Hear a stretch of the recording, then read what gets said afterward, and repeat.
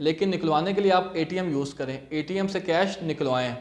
और दूसरी बात, अगर आपने ज़्यादा कैश निकलवानी है तो आप चेक के थ्रू कैश निकलवाएं। मोबाइल ऐप का इस्तेमाल, मोबाइल ऐप का इस्तेमाल आप लाजमी करें। उससे आप इजीली आप एक अकाउंट से दूसरे अकाउंट में फ़ंड ट्रांसफ़र कर सकते हैं, अपना बिल पे कर सकते हैं। इस तरह आपकी मजबूत बैंक स्टेटमेंट बन सकती है। एक ज़रूरी बात और, अगर आपने बैरून मुल्क से पैसे मंगवाने हैं तो अपने अकाउंट में मंगवाएं। जब भी आपने बैरून मुल्क से पैसे मंगवाने हैं तो अपने अकाउंट में मंगवाएं। इस तरह आपकी जो बैंक स्टेटमेंट होगी वो मजबूत तस्वर की जाएगी।